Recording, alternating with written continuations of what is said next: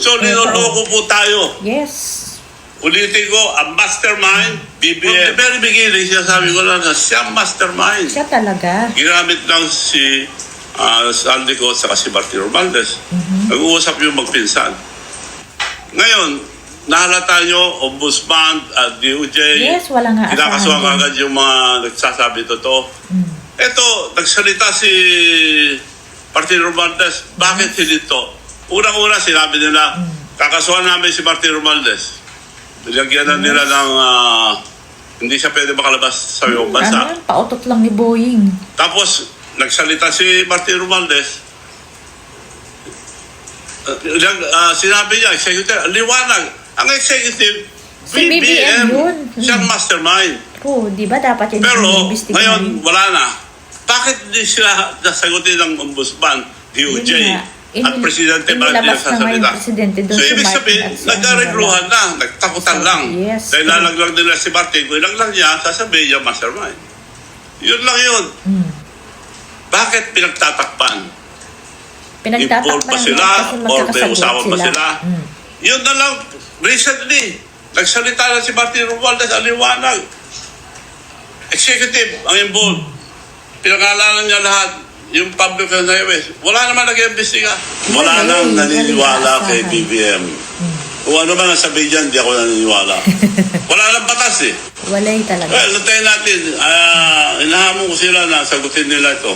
Yes. Bakit hindi nila sagutin yung mga sinasabi ni Martin Romualdez na involved ang executive? Executive, si BBM yun eh. O ayan, 'di ba? Talagang ano to eh, buti na lang tumatayo din to si Manu Chavit kahit matanda na siya, 'di ba? Pwede, alam mo yung mga taong to, yan yung may pera na pwede na lang mamahinga, pero talagang yung pagmamahal nila sa bayan eh, hindi nila masikmura, hindi nila matiis yung mga nangyayari ngayon at yung ginagawa ng bangag na presidenteng ito. Ito na ang pinagdidiinan niya ngayon.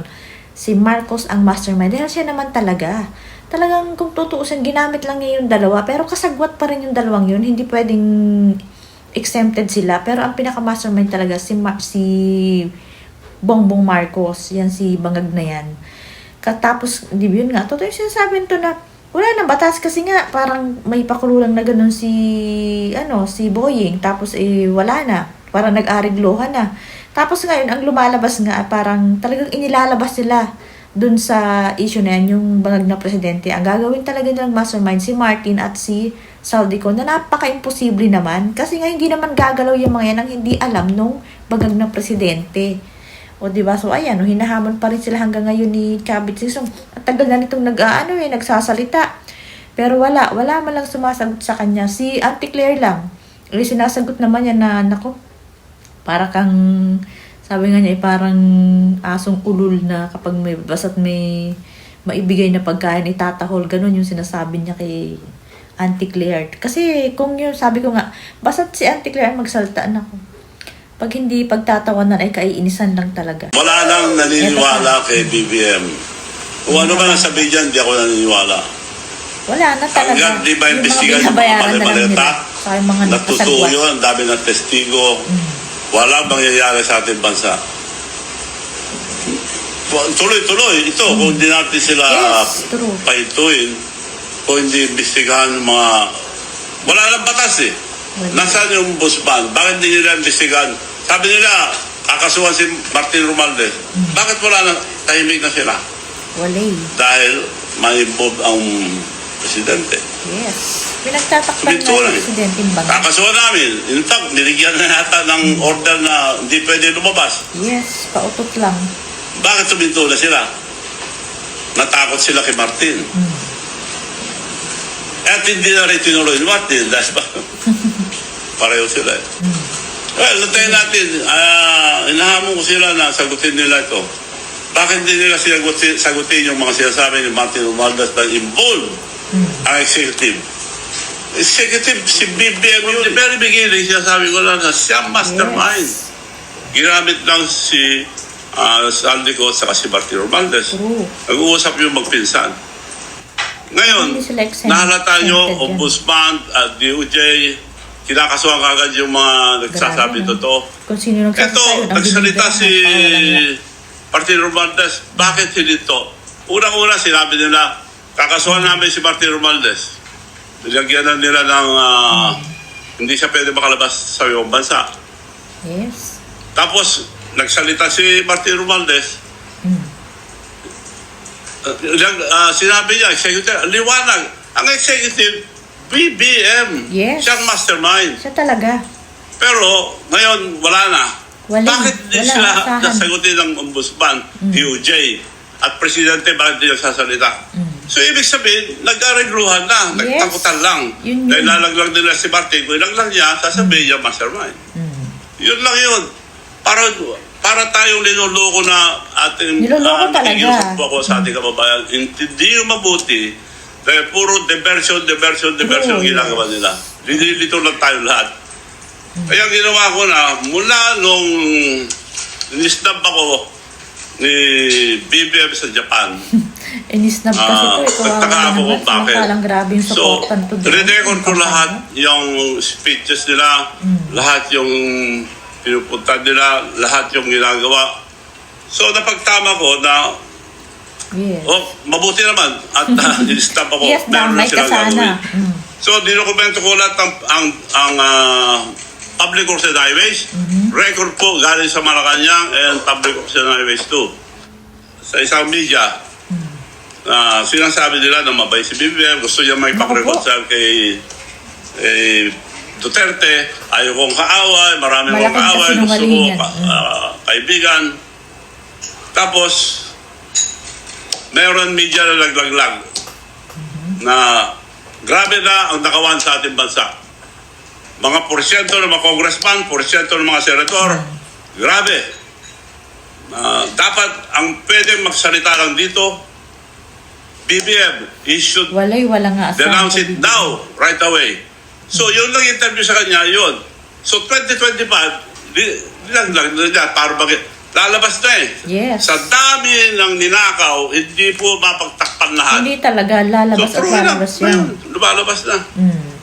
So, ito nangyayari sa ating bansa, linuloko na po tayo. Yes. At nakikiusap po ako sa ating kababayan.